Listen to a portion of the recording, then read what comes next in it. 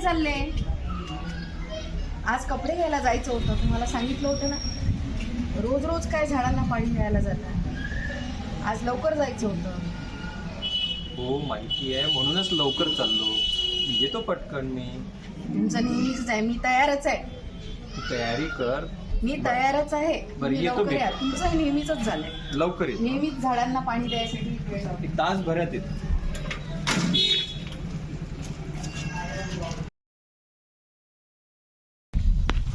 अरे मंग्या, कुठे चालला तू? काय नाही, चाललो आपल्या नेहमीच्या कामाला. हेच काम करशील का तू? अरे तुझं अजूनही तेच चालू आहे का? हो हो, हेच चालू आहे. झाडांना पाणी देणं आणि त्याची काळजी घेणं. अरे हे किती दिवस करतील आणखी? जेवढं शक्य होतं तेवढं करतो. वातावरणाची काळजी. हो, प्रत्येकाची जबाबदारी आहे. वेळ मिळाला तर आपण सविस्तर बोलू याच्यावर. माणूस आहे हा, निवड रिकामे कामे करत असतो हा.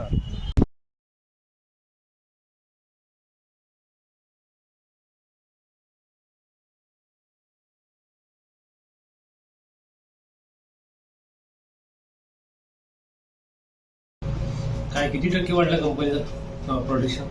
सर या महिन्यात नाही वाढलं, तेवढंच आहे.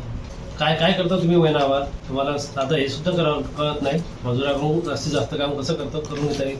सर प्रयत्न सुरू आहे. अरे प्रयत्न नाही, मला रिझल्ट पाहिजे. रिझल्ट. ठीक आहे सर, येतो सर. नमस्कार.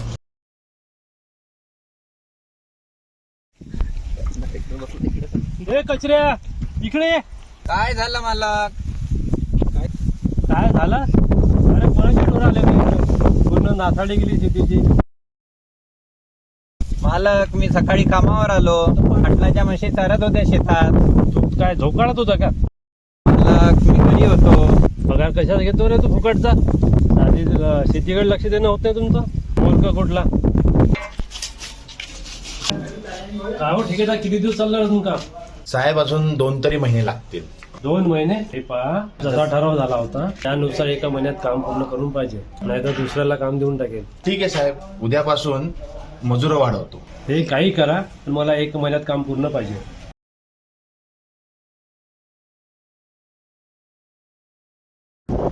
अरे मंग्या आहे, मंग्या.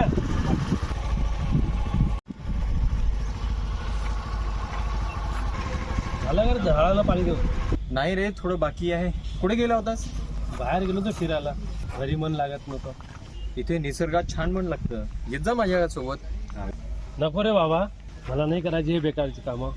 पहिलेच माझ्या मागे कमी टेन्शन आहे. पण इथे येशील तर तुझ्या डोक्यावरचं सगळं टेन्शन निघून जाईल रे. अरे मंग्या, तू परवा मला काहीतरी सांगणार होता ना? हो, मी तुला सांगणार होतो की या निसर्गाची, वातावरणाची, पर्यावरणाची काळजी घेणं या सगळ्या जगातल्या सगळ्या नागरिकांची गरज आहे. अरे म्हणजे कसं काय? हे बघ, कंपन्यांनी आणि नुसत्या राष्ट्रांनीच ह्या पर्यावरणाकडे आणि निसर्गाकडे लक्ष द्यायची गरज नाही आहे रे. जगातील प्रत्येक देशाच्या प्रत्येक नागरिकाची यात महत्त्वाची भूमिका आहे. पर्यावरण रक्षण ही आपली प्रमुख जबाबदारी आहे आणि आपल्या पुढच्या पिढीसाठी ते स्वच्छ आणि हरित करण्यासाठी प्रत्येकाने आपली भूमिका बजावली पाहिजे. प्रत्येकाने त्यांच्या पर्यावरणाचे रक्षण करणे आवश्यक आहे, परंतु त्याची सुरुवात आपण, तुम्ही, मी पासून होते. पर्यावरण रक्षण म्हणजे तुला काय म्हणायचं आहे? अरे आपण सर्व या निसर्गातून, या वातावरणातून ऑक्सिजन, अन्न पाणी घेतो. पण आपण वातावरणासाठी काय करतो? काही लोक झाडे तोडतात, व्यक्ती बॅनर लावण्यासाठी झाडाला खिळे ठोकतात. काही, मला वाटतंय पर्यावरणाच्या रक्षणासाठी सामान्य लोकांमध्ये जागरूकता निर्माण करणं आवश्यक आहे. त्यात सांडपाण्याची, घरच्या कचऱ्याची, वैद्यकीय कचऱ्याची योग्य विल्हेवाट लावणे. दुसरं म्हणजे नैसर्गिक संसाधने जसे पाणी, वायू, इंधन वाया न घालविणे.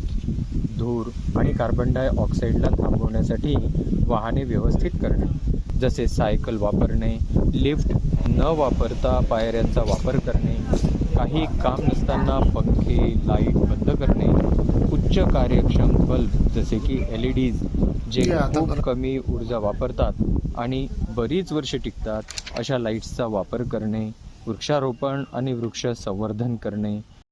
आता एक साधारण बघ, लोक दिवाळीमध्ये सलग 4-5 दिवस फटाके फोडतात. त्यामुळे वातावरणाचं फार मोठ्या प्रमाणात नुकसान होते, जे कधीही भरून निघत नाही, पण कोणी समजायलाच तयार नाही. पाण्याची बचत करणे, कारचा वापर मर्यादित करणे, अन्नाची नासाडी कमी करणे, वापरात नसलेली विद्युत उपकरणे बंद करणे, हे सगळे उपाय वातावरणातील प्रदूषण कमी करण्याचे अनेक मार्ग आहेत. मंगेश, मी याबाबत नक्की विचार करेन. चला येतो मी. बरं, ठीक आहे.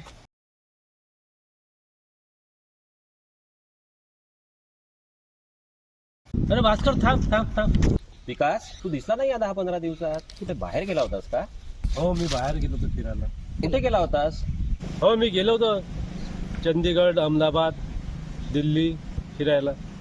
तू सिमेंट कॉन्क्रीटच्या जंगलात गेला होतास फिरायला?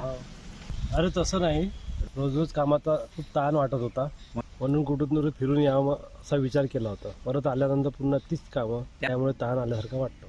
म्हणूनच थकल्यासारखा दिसतोय तू. हो, बरोबर आहे. काय उपाय करावा काही कळत नाही. अरे अगदी सोपा उपाय आहे आपल्याकडे. आपली पंचेंद्रिय आहेत, त्यांच्यापासून मिळणाऱ्या संदेशांचे व्यवस्थापन मेंदू करत असतो. आपण जरी रात्री झोपलेलो असलो तरी पण मेंदू कार्यरत असतो. त्याला विश्रांती देणे हे अत्यंत आवश्यक आहे. अरे पण मेंदूला विश्रांती कशी देणार? काही लोक सरळ मताने असा विचार करतात की टीव्ही बघणे, मोबाईलवरती गेम खेळणे, स्क्रॉलिंग करणे म्हणजे मेंदूला विश्रांती झाली. पण तसं नसतं. हा लोकांचाच गैरसमज आहे. हे बघ, आपल्या मेंदूला कशामुळे विश्रांती मिळते हे आपल्या मेंदूला चांगलं लक्षात आहे.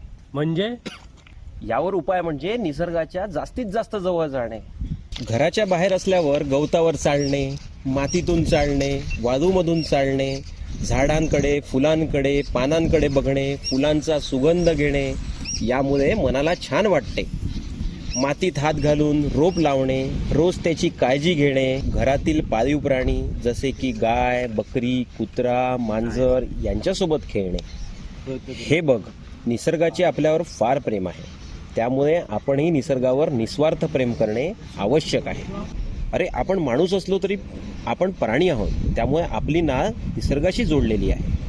शहरी वातावरण, सिमेंट कॉन्क्रीटचे जंगल, सतत कृत्रिम वातावरणात वावर, रोजची ताणतणाव वाढविणारी कामं यामुळे मेंदूला प्रचंड थकवा येत असतो.